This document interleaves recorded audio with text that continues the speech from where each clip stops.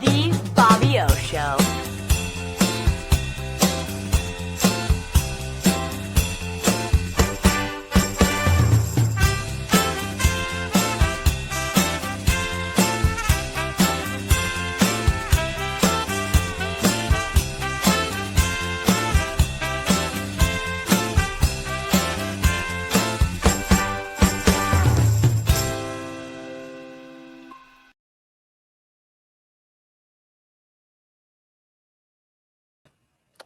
Welcome to the Bobby O Show. My name is Bob Potzner, and I'm very excited about today's show for many reasons. First of all, I am in studio, but my guest is on remotely, and this is the first time I've done a remote show in studio. I think it will be a fun experience because my guest, Stacey Domanico, is in New Jersey, I think is where she is, and we couldn't otherwise do the show unless we did it this way, but doing it in studio is a lot of fun for me.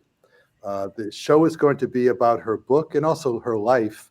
Her book is called Where Do You Spend Your Heartbeats, which is a phenomenal, upbeat, positive book. But before I get into the discussion about her book with her, I couldn't do a show today without speaking about Iran, the United States, and where we stand. And I really, at this point in time, I don't know enough about the reasons why we have done this war or started this war with Iran. A lot of countries say Iran is very bad for Israel and the United States.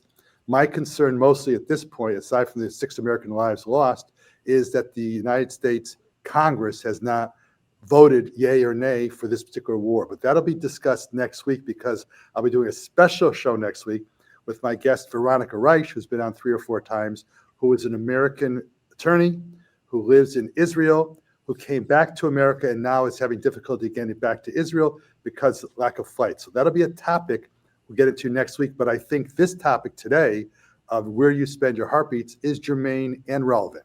So let me introduce my guest. Stacey, how are you today? I'm great. And Bob, thank you so much for having me on this show. I'm excited, I'm grateful, and I'm really looking forward to this. Stacey and I met in a very interesting way. People who watch my show know that Michelle Phillips has been the guest more than anyone else, I think about a dozen times. And Michelle wrote a book called Energize Your Happiness, Michelle's second book. And Michelle had a party when she announced the book coming out. It was in December on West Hampton. And I met Stacey and we started talking. We probably talked, if the event was 2 hours, we probably spent about 40 minutes speaking.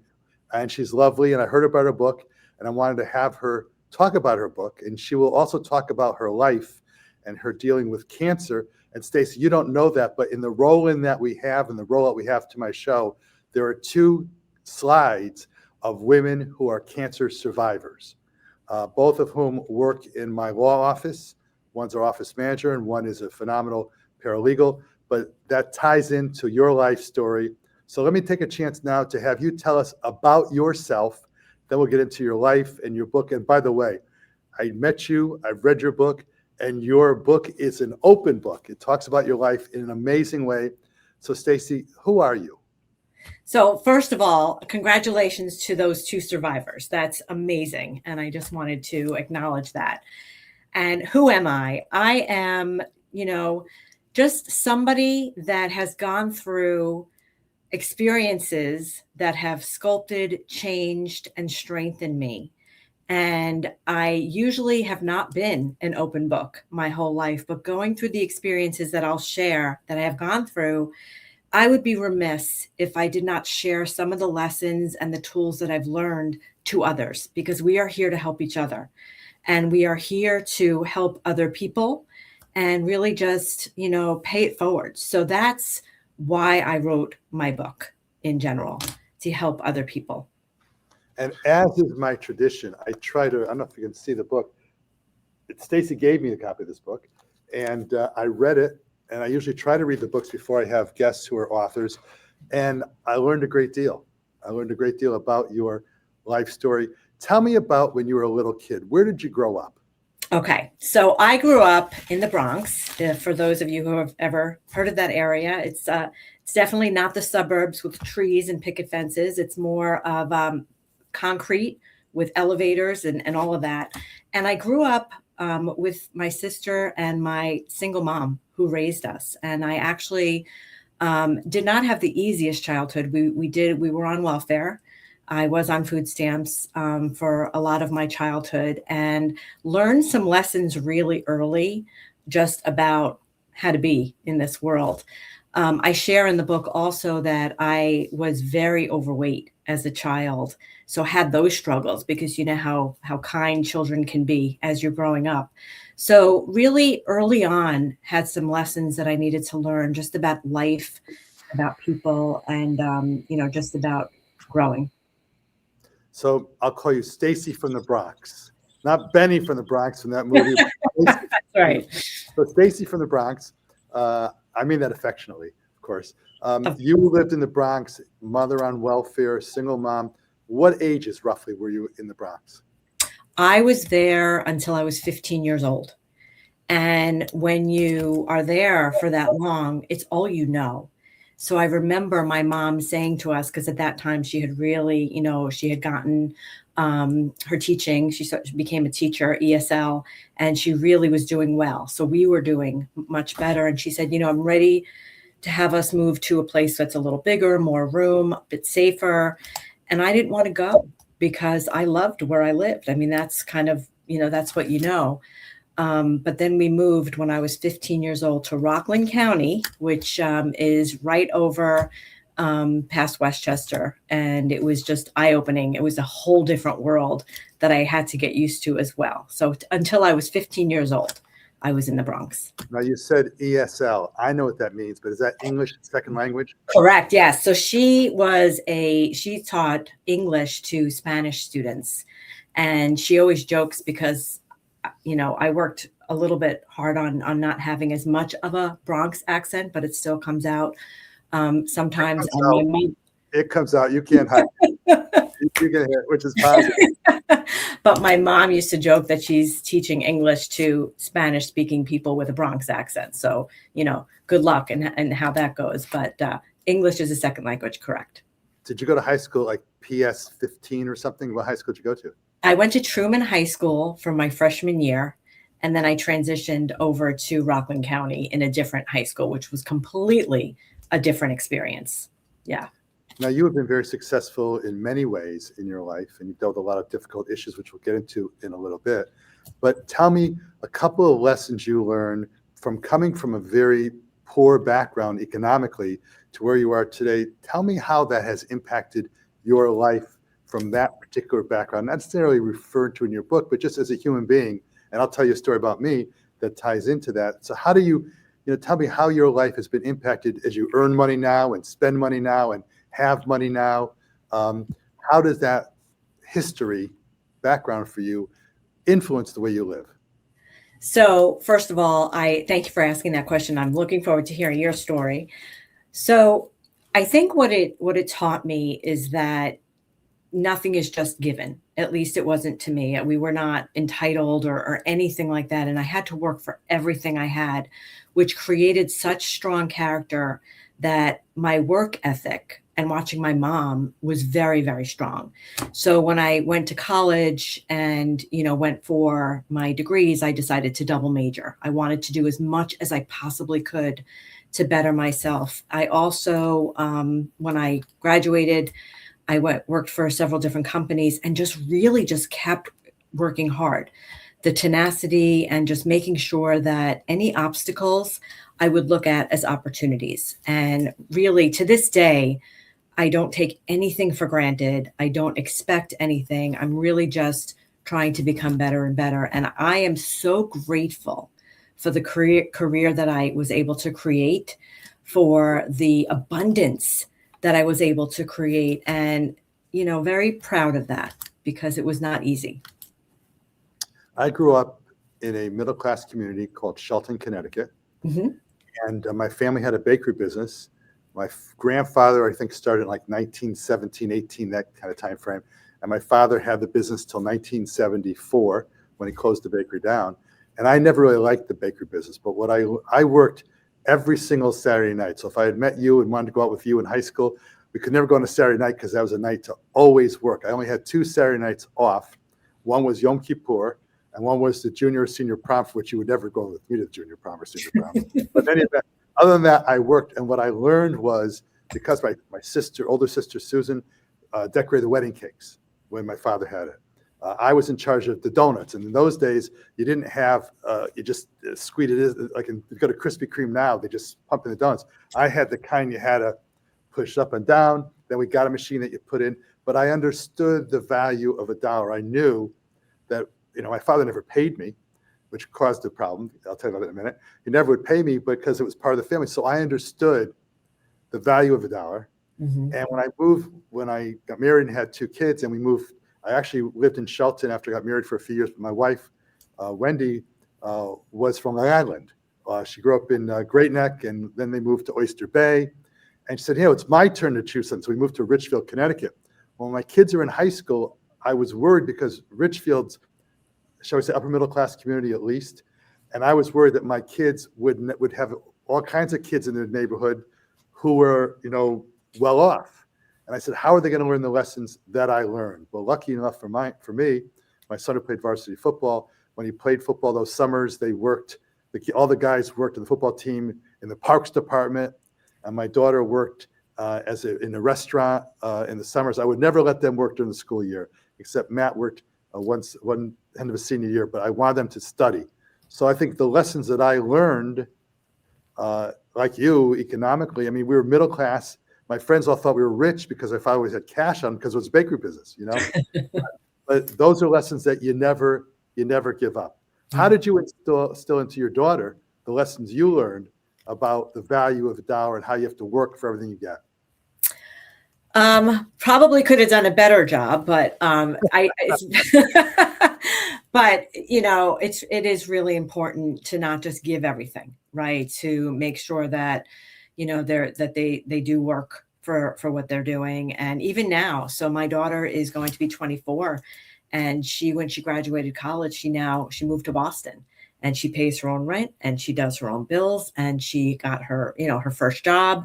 And that's something that you want to be able to instill in them, that it's not, Mom, can you write a check, or where's the credit card? And it's, and they're proud when they spend their own money, when they earn their own money. It builds character.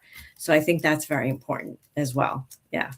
You did not mention the kind of career you had, because you've transitioned from the career you initially had to the new positions. And I think it's important to understand your story as we get into your book. Tell us about the career your initial career path before you get to the point of changing your career.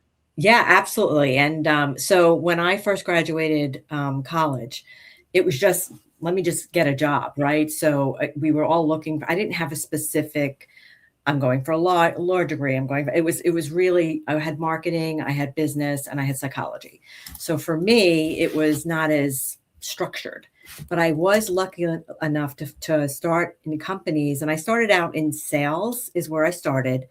And then a few years later, I met Michelle, who interviewed me for my first job. And I actually worked, it was 9X Mobile at the time.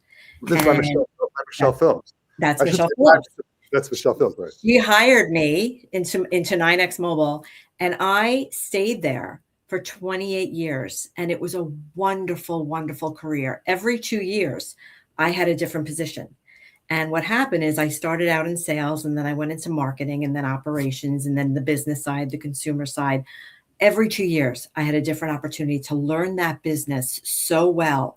And as a result, because of my work ethic and because of my just character and making sure that I did a good job, I was given teams. More and more teams, bigger teams. And I was able to really lead these amazing teams and create these high performance teams in these different areas within the business. And I had such a passion for mentoring and coaching people within my group, within my teams. It was just wonderful. Just being a leader in that organization was just such a gift. And I learned so many lessons and so many wonderful things. So as I evolved in the 28 years that I was there, I started to really think about, what do I want to do more of? And, I'm very clear on that we have one life, and we'll get into that in a few moments, but we really should be doing, or could be doing, more of what we love. So that's when I had made the decision to pivot out of that career and really almost cut and paste what I did at the corporate level and do it 100%, which is coaching, mentoring, and creating high performance teams. And we'll get to that in a moment. When did you start doing that, by the way, the coaching? What year was that? 4 years ago. That was about 4 years ago. So it was in COVID, so roughly, let's say 2021, 22 timeframe. Yeah.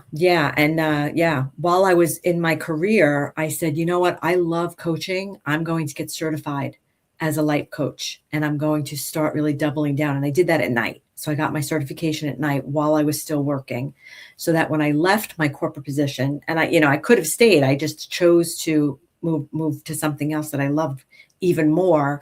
I started coaching many women and helping them on their journey. And while that happened, I started connecting with people that I have worked with before as well. And I since then joined a company called Achieve, which really focuses on building high performing teams and corporations. So now it's like, wow, I have the best of both worlds. I get to coach women on their health journeys, but I also get to work with teams and create this high performance culture. And it's just my passion. It's what I love to do. So cool. So we're going to get into some more. This all ties into your book. And I'm sure you never envisioned being on the Bobby O Show, but I'm sure that was part of it. It is like a dream of all dreams. Some might say a nightmare, but thank you for saying a dream. So along the way, there's two things that I think we have to talk about to build up to your book. One is that, and not necessarily in this order of importance, number one is that you got married and then divorced. That's one thing. And number two, you had a terrible experience of having cancer, although as you read your book, you have turned the cancer issue into a silver lining, which only you could do. So talk to me about, pick and choose which you want to go first, the divorce and or the cancer situation. You choose. So when I moved from the Bronx, I was 15, and I had met, when I moved to Rockland County, my boyfriend at the time, who I dated on and off for about 10 years through college. And we ended up getting married, and no judgment there. And I just, wish him well. But for me, it was not a very healthy relationship. And sometimes as we're growing and learning, we make choices that may not be the healthiest for us, but we can always learn from them. So I had gotten married. I was, in my early 20s when I had gotten married, had the career, gone through all of that. And then during that, and again, it was not a very healthy marriage. It was definitely a toxic relationship. In what way toxic? In what way toxic relationship? It really, it was emotionally abusive. And it was, what I will say, and this is what I work with women all the time, we always have little red flags that we sense, and it's in our gut, and we rationalize them because we're so powerful with our minds. But what I would say is that there were many red flags that I did not pay attention to because I didn't want to, because I wanted it to work. It's hard. And by the way, one of your chapters in your book talks about, it's not called rationalization, but it talks about that issue. I've actually had a guest on my show, Dr. Christine Cocciola, who's an expert in the field of coercive control. Mm-hmm. I think I even sent you, one of her shows. Yes. And she was someone who at age 19 was coercively controlled by her ex-husband, and how that made her grow. And did that experience, being coercively controlled by a husband, impact who you are today? I would say yes. And why? Because I now know what I don't want. I now know what's healthy, and I now know what's not. And by going through that experience, I think we get really clear on our boundaries and what we accept in our life. And I guess I needed I'm not saying that I would wish this on anyone, but for me, when I had my first health scare, so I'll go into that, I had gone for, I had just gone for my mammogram. I had some leakage. I'll just say the cancer I had was breast cancer. And what age? I was 42 years old at the young. time. I was 42. And it was what we call DCIS, which is ductal carcinoma in situ, it's in the milk ducts, just to share. And it's not dangerous because it's stage 0 is what it's considered. However, if you don't take care of it, it could go to something else. So for me, I was in a toxic marriage. I was working a lot, very stressful.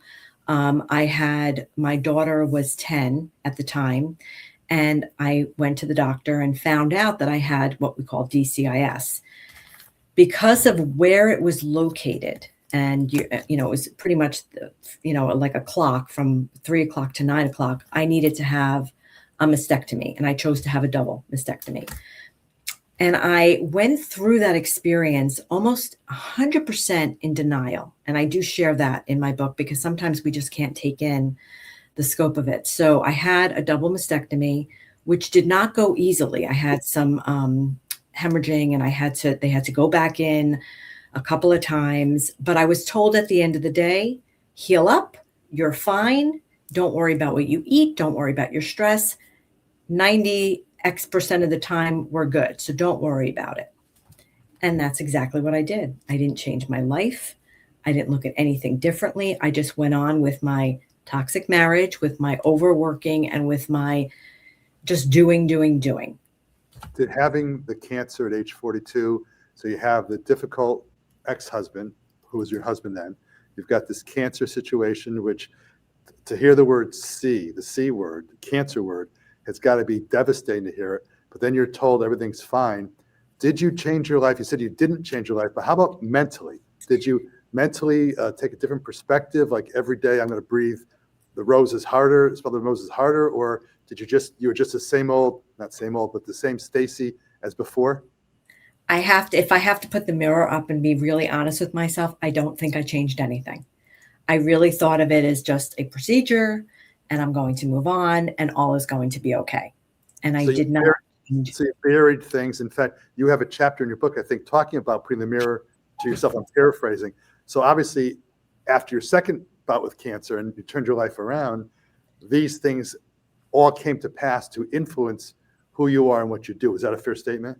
Yes. So my belief is that there are messages that we get all the time in this world. And I was not paying attention to the messages, which were, you need to clean things up. You need to take a look at your life. You need to not be in this either marriage or in the way you are living your life.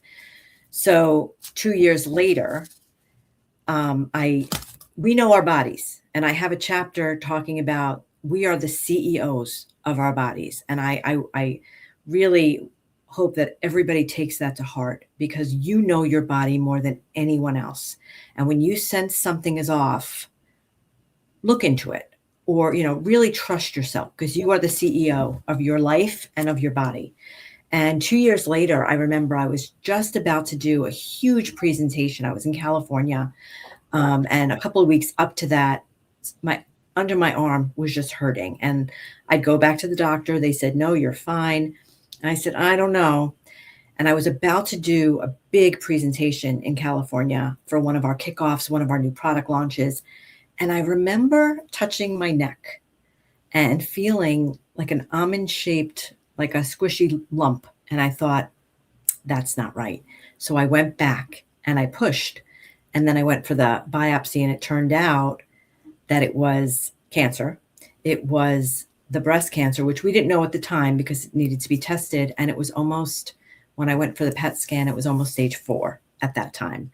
And stage four is, for those who don't know, it's down my lymph nodes. It's not just contained. It's dangerous. Yes, very dangerous. About a 30% chance of for me, it was about a 30% statistic of living more than 5 years.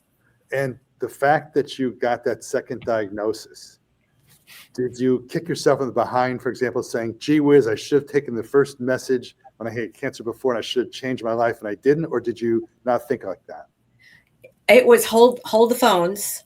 Let's figure out, what do we need to do right now? And all of your training from your life, whether it's from projects that you've learned or from your character that you've built, it was, okay, we're going to do this. I'm going to beat this. I'm going to do everything I can and use every tool in my toolbox to be okay. And I literally took just one day at a time, and they threw the book at me. 6 months of chemo, radiation, you name it, I had it. They threw the book at me. And I, at that moment, by going through all of that, really looked in the mirror and said, I've got to make some changes in my life. And that's where I believe my healing began. And you were still married to your ex at that point in time? Correct. Okay. Yeah. So Yeah. now we've gotten to the point now where I think the book can be discussed. And I would just want to read, you wrote me such a wonderful little personal note. And we had met for about 40 minutes, and you wrote, Bobby O, such a gift to meet you at the, quote, Light Lady, referring to Michelle's celebration. Spend those heartbeats wisely, Stacey. Why did you use the phrase heartbeats? Why did that phrase come to be the theme of your books? You know, when you go through that type of an experience, and I'm, the second part, not knowing if you are going to have another day, life looks so different.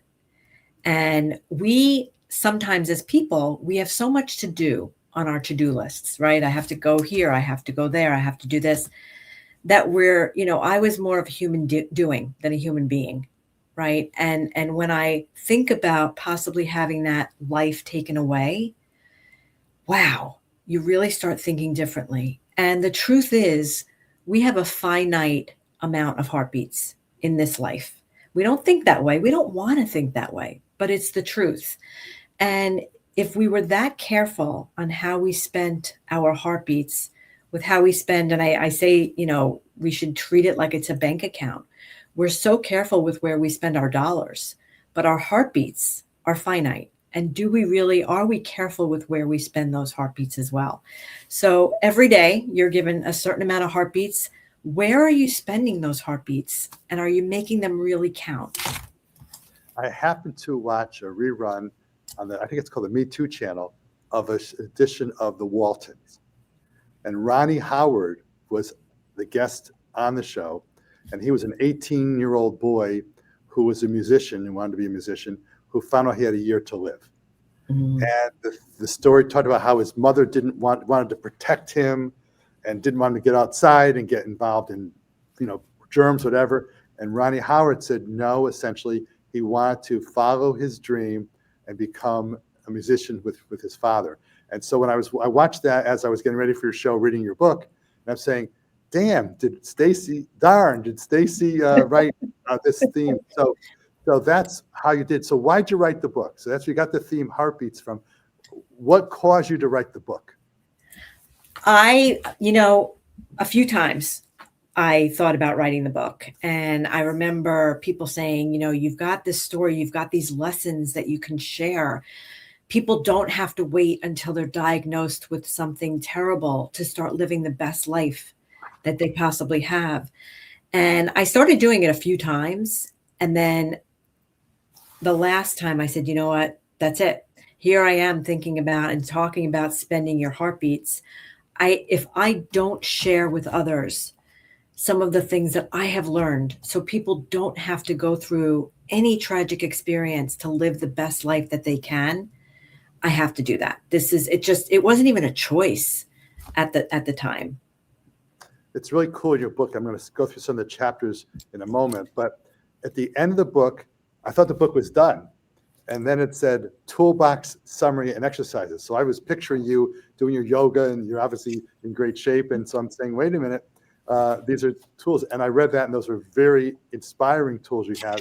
But why don't we start with the book? Because I'm sure the audience now is desperate to hear about your story. So I'm going to ask my director, Jonathan, today to please put up chapter 1 from the slides that we have. And we're going to go through some of the highlights of the things in your book.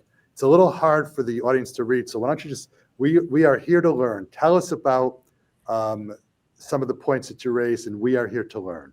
Yeah, so basically this chapter is about how we really are here to learn from each other. And did you ever have someone that you are with and you are just triggered for some reason, or you feel like strong emotions, and we get upset with that person? But if we flip that around and we say, what can I learn from this situation? What can I learn from this person about myself? We can just continually grow. So, because really, again, we are here to learn from each other. We are here to help each other, and we're here to teach each other. And, I have one of the tools that I work with my clients on is called the meet and greet technique. And whenever you meet with someone, if you can go in with the view of what can I learn from this interaction? What can I take away from this interaction? Whether it's positive or negative, what can I learn? You're just growing yourself. So, really, just being open to learning when we're with another person just really makes the most out of every interaction you will have. This chapter begins saying self-awareness.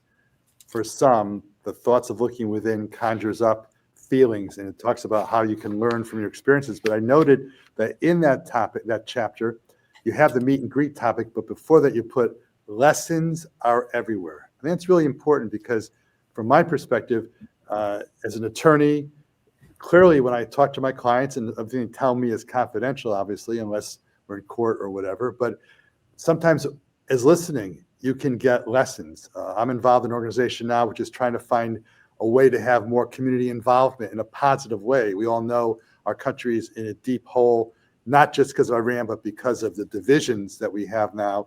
We're trying to put together a perspective on how can we try to get past things. And you said lessons are everywhere. And if you listen and hear other people's perspectives, you can learn lessons from others. Comments, please?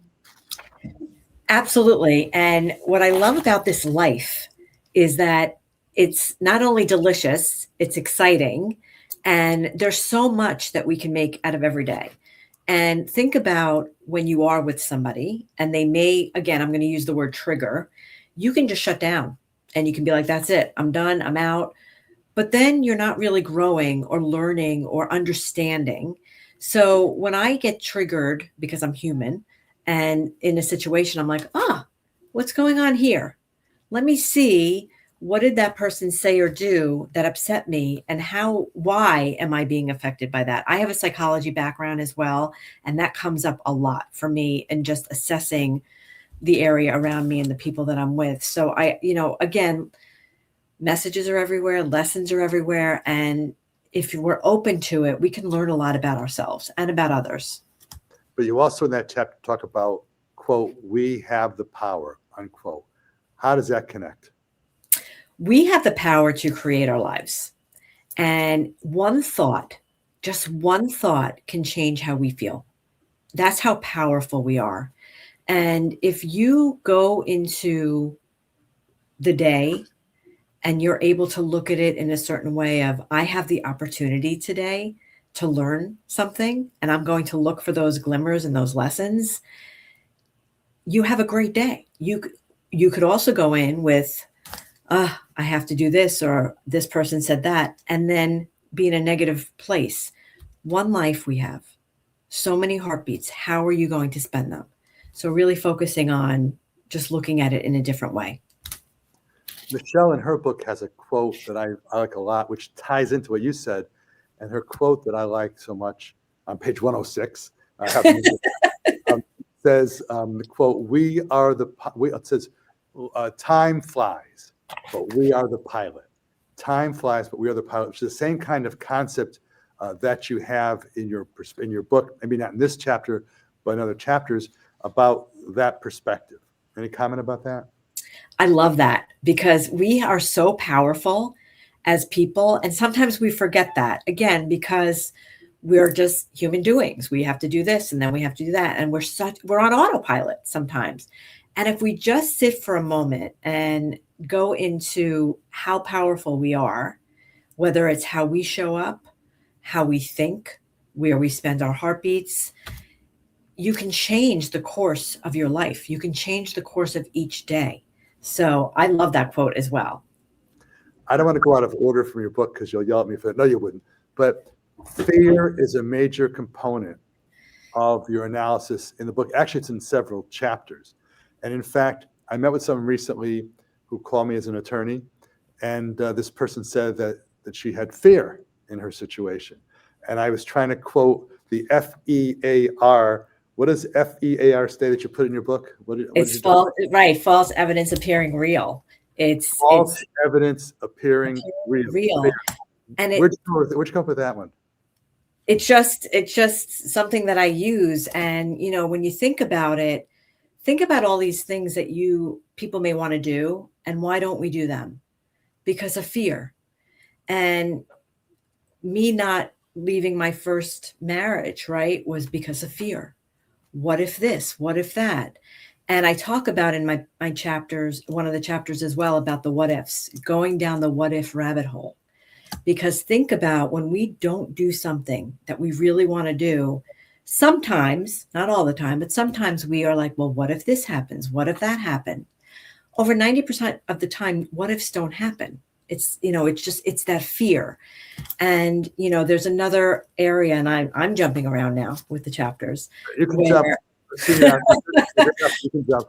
Where if any of you have, pets, and we've got the fence, right, where we have that, you don't want them to go past a certain part. Yep, they hit it, right, exactly. And sometimes we do that to ourselves, right? We stop ourselves before we go past that imaginary line in our heads that prevents us from doing that. And, fear, for me personally, when I got that second diagnosis, that was fear.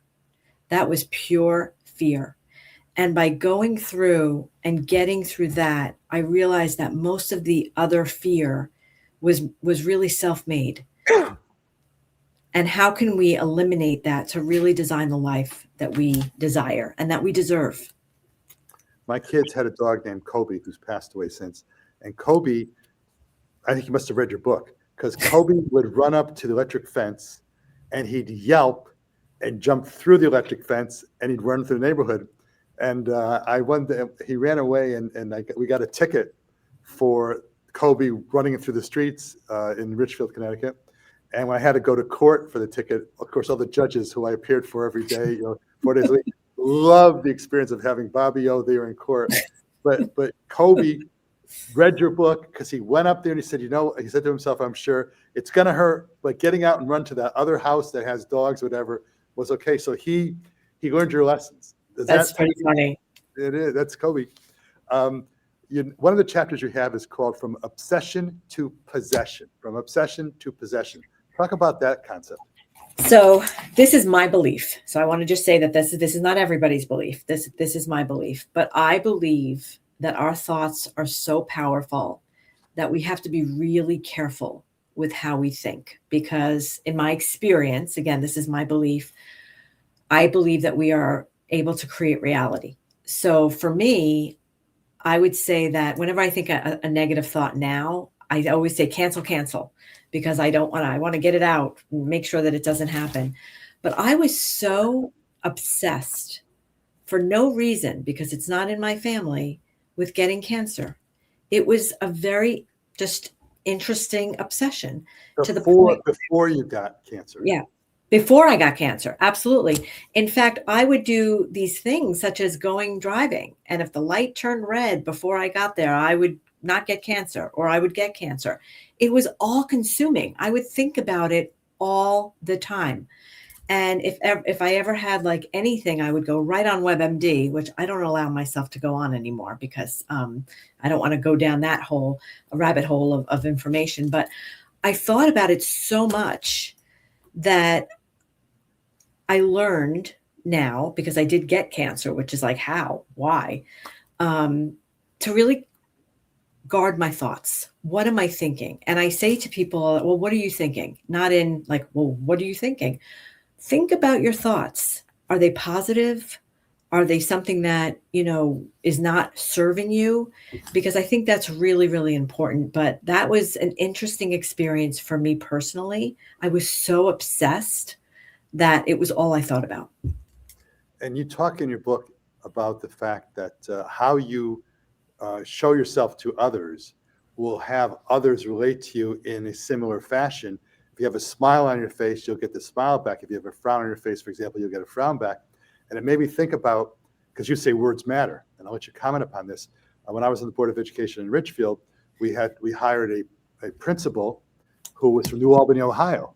as a matter of fact, which has been in the news a lot if you follow the Epstein, but she was unrelated to Epstein. And when she came to her very first, we hired her in Richfield, Connecticut, and her very first presentation at auditorium into the school, she said, words matter. And she said, for example, if I say to you, I will catch you, or if I say, I will catch you, same words, Yeah. I will catch you, I will catch you, can have such a different connotation and implication and reaction by the person. So how you say it may impact how the person receives it. And that's why, in part, a lot of in my philosophy of what we have in troubles in our society caused by COVID, not because of the illness, not because of the million who died, which is tragic, not because of Robert Kennedy Jr., who doesn't believe in vaccines, but because we have on the internet and texting and emailing. And texting, you can never put your connotation of what you're trying to get across. I gave you a lot to think about there. Tie this into your book, and you can agree, disagree, or do whatever you want with what I just said. No, I absolutely, I agree. And I will also say that when words matter, phrases that I hear people say that I'm like, okay, let's take a look at that. What you'll never hear me say is, I'm sick of this or I'm sick of that. Cancel that, because I don't want to put that out there that I'm sick of, because I don't want to be sick. Or, things that when we say something negative about ourselves, that matters. So I think when we say that words matter, we are representing who we are, and we want to make sure that we're saying things that serve us and that serve others. So again, one of the things I will never, if I'm eating something that's delicious, I won't say, this is to die for, because it's just something. I'll say it's delicious, it's amazing, this is wonderful, but not it's to die for. Cancel that. So that's what I mean when I say words matter and how we portray ourselves. So what's your favorite meal, by the way? Pizza. If my favorite meal, and I know it's not the healthiest, but I just had this conversation with my husband, pizza and I think chocolate chip cookies. Those are two things that is probably not on the healthier side, but I love, but I also like all of the healthy stuff too. So best pizza you've ever had is? Oh, that's a hard one. Probably in the Bronx, but I did have a pizza in Connecticut, which was square, and it was like a different type of pizza. But it was delicious as well. You have the grandma kind of pizza? Yeah. Actually, my kids for one birthday, I'm a big Pepe's fan, but it's got to be Pepe's New Haven. But they do the East Village, I guess it was, in New York City. We went to 5 or 6 different pizza places. They had small slices, and that was sort of projecting what we wanted to try, and that was the birthday they gave to me. But that ties in maybe somehow. How am I going to tie this into your story? You're like a wizard.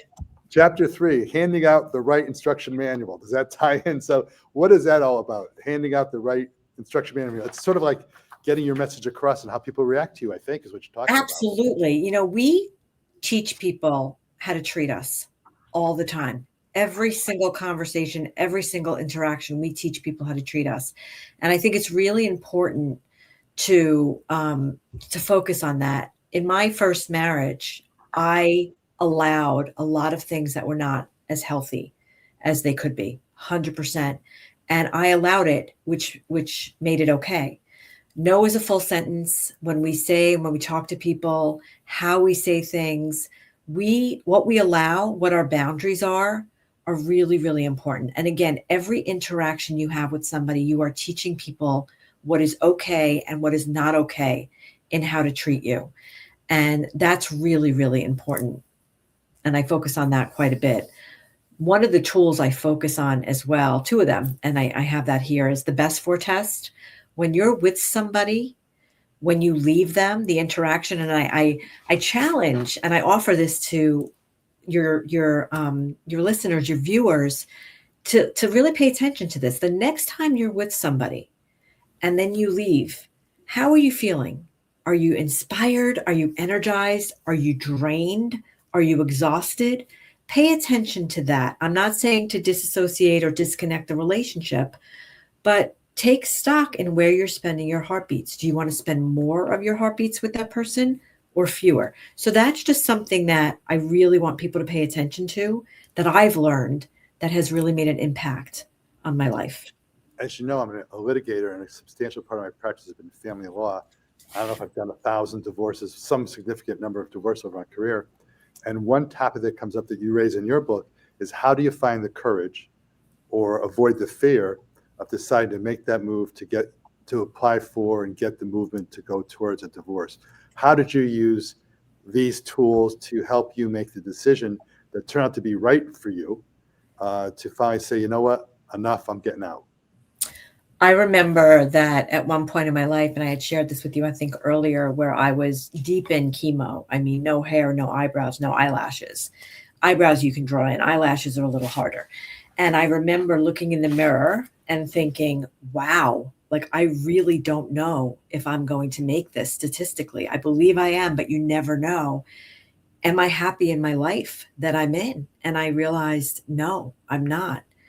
And very shortly after that, I made the decision, and I remember putting on my wig, drawing in my eyebrows, and making a trip during chemo to the lawyer's office and putting down a retainer and saying, "We're doing this."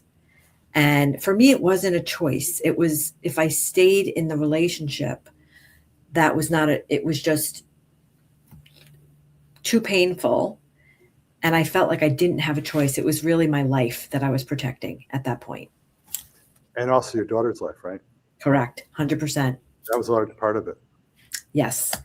Yes. She, when you're in that type of an environment, the children, people say, let's stay for the children, but the children are watching and they're learning about this type of a relationship, and you want better for your children than for yourself. So, and it's interesting because I have since remarried, but my daughter said to me just a few weeks ago that she's able to have a healthy relationship now because she's seen it. It's been mirrored to her since I got divorced and remarried. So very happy. There's a book written many years ago called The Unexpected Legacy of a Divorce. The Unexpected Legacy of a Divorce, written by a lady named Wallerstein. And it was a longitudinal study of how families with divorces in them, how that impacted the divorces of the children or the marriages of the children many years down the road, written by Wallerstein. And it was very controversial because her conclusion was, if you have two families, one in which the parents stayed together, or one parent stays with the marriage she doesn't like or he doesn't like for the children, and the other where the parties split, and the question is, which set of parents, which kids had the better marriage down the road? Which do you think it is? The one who stayed together for the sake of the kids, or the ones who decided to follow their hearts and get a divorce? Which one had kids who were more, who had better marriages? I want to say the ones that followed their heart and got to the divorce. And not only are you correct, you get a double half-fudge sundae for that. Okay.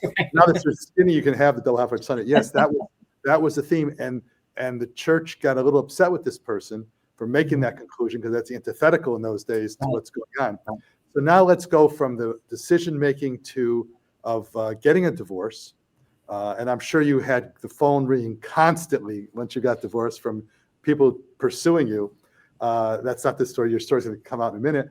Tell me how you went about using the skills you had learned, how you measured your heartbeats, and found someone who you think is, and I met the guy. Ed is a wonderful guy. In fact, when I went to that event that Michelle had about her book, her husband, her second husband that is, and your second husband, and I had a great conversation while everybody else was in the other room talking. So tell me how you use the skills that you developed that you talk about in your book. Yeah. To find Mr., I'm going to say right, but there is no right, but Mr. Ed, Mr. Ed. He's not a horse. He's not a horse's ass either. So I would definitely say I was not out to get married again. I just was living my life and just enjoying, just having the space that I needed and just the healing. It was really about healing. But then eventually I said, you know what? It would be nice to meet somebody for coffee, or just to get out there a little bit again. So I did. I don't drink coffee, so sorry. Okay. Or wine or whatever. I like teasing. Shakes. So I did decide to join a dating service just to see, and I went on a couple of dates, which kind of went nowhere. And then I saw my now husband's profile, and it was like, wow, the what he wrote about himself, what he wrote about he was raised by a single mom, and that he had he sounded so kind, and his pictures were wonderful, that I reached out and I said, hey, I like your profile. And we got to talking. And when we met, I really paid attention to not what he said. I paid attention to how I felt when I was with him. And I really was focusing on the vibes, the energy, again, not necessarily what he said, but how I felt when I was with him. And I was really sensitive to red flags. And during the first date, the second date, no red flags. I mean, everything, we just aligned, and we really just vibed very, very well, to the point that it just seemed easy. And the one word and the one area that I was really focused on, the one attribute, was kindness. And I will tell you that he was 100% kind. And the experience, I allowed myself to continue dating, and we started going steady, and now we're married. It's easy. And I'm not saying all relationships are easy, but I didn't realize that it could be as good as it is. But when you're with that right person for you, it's really special. There are a couple of stories you told about the connection. One was, I think, when you're trying to schedule your date, one of your dates, either his mother had an event he had to go to, or his kids had something, and he said, I can't go because of my mother or my kids. And that struck an item with you. I did read your book, right? I guess I must have. Yes. So we had lived very close in the districts of the school districts. And he had said to me, when he saw where I was from, he said, I don't think I can date you because I don't want our children to be in the same school district. I don't want to have that drama or any, and somebody might say, well, the heck with you then. Blah, blah, blah. I said, no, that's perfect. That shows me that he cares about the welfare of his children, that he doesn't want any drama with his children. Now, I was one town over, so there you go. We were still able to go on the date. It wasn't the same school district. But the fact that he pointed that out to me was not a red flag at all. It was a green flag, if anything. Yeah. I like the story when, I think it was your first date, he had a choice of changing from his dungarees that he was in to going to be on time for you, and he decided to go in his dungarees. I mean, you're trying to impress somebody. You want to look the best you can look. I'm sure you would spend at least 10 minutes finding out. I'm sure you spent a long time getting ready, but he wore his jeans. And tell me how that, from your perspective of your experiences, the fact that he put being on time for you as being more important than impressing you in fancy clothes. How did that tie in? So if you know Ed, if anybody knows Ed, he will never be late. In fact, if he's ever late, call 911, because he will never be late. And I didn't know that at the time. All I knew is that we were there for the date, and this man came in adoringly, but with these like schlocky jeans and crinkled shirt. And I was like, a little interesting for a Friday night date, but okay, that's okay.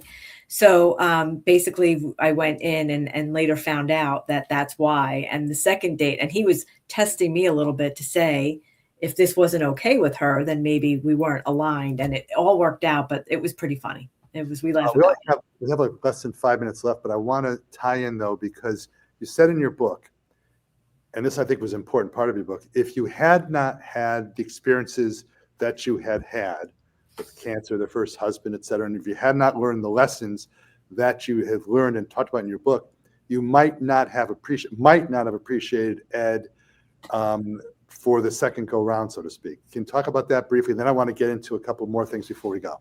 Absolutely. So my mother had asked me, if you had met Ed 10 years ago, would you have been attracted to him? And my answer was no. He would have been too kind, too nice. I wasn't there. I wasn't appreciating that type of person at the time, which is really interesting because we seek out where we are at the time. Is there, before I get into your last two chapters, we talk about lessons and things that you want to, or actually exercises, is there anything about your book that I have not asked you about, or you haven't had a chance to talk about, that you think is really important? Before you do that, if someone wants to read more about you, do you have a website? I do. It's www.coachingwithstacey, Stacey.com. Again, www.coachingwithstacey.com. Please reach out. I would love to help or speak to anyone that is going through a challenging time and pay it forward. So tell me, is there anything in the book that we haven't yet mentioned, other than the exercises, about that you'd like to tell the audience about your book, your experience, whatever? You know, the one thing, if there's one message that I would love to just leave, which is throughout the book, is how powerful you all are in creating the life that you deserve and desire. And to hopefully these chapters can help not wait until something catastrophic happens for you to start really living the best life possible, and learn some of the lessons that I've learned and apply to your own life. Would you please give me 2 or 3 of, just by bullet points, toolbox, summary, and exercises? What is that about? So toolbox summary, this is when you are having a challenging day, or you want to just, challenge yourself. In the back, there's a section which just talks about different types of tools that you can use, whether it be the breath transfusion, where you're breathing in strength and breathing out fear, which helped me so much during my journey, and really just focusing on kaleidoscope, where things will change. Just to hang in there, things will change. It's like a kaleidoscope. There's several different tools in there that are really quick and easy for you to use and be able to apply to your life. One of my favorites, which do you think it was? Can you pick out real quickly which one you think it might be? I don't know. Oh, here it is. Yeah. Returning to the playground. Yes, I love that one. Isn't that a good one? Yes. Is that a good choice I made? Yes. Tell us about return to the playground. How does that connect to what we're talking about? It's also how you view people. I used to do this also in corporate America, when I would be in business meetings, and somebody would be either, like overly aggressive, and you just picture them as kids in the playground with their pail and their shovel, and it just disarms how you are viewing them. And it just changes how you show up and understanding the situation. So I love that one as well.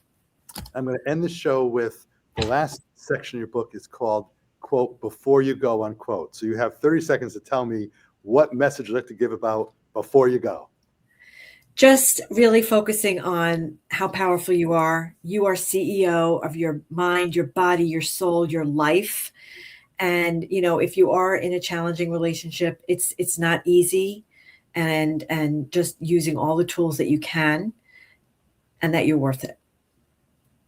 Stacey, you are an amazing lady. I've met you. We've spoken several times on the phone. I've met you once.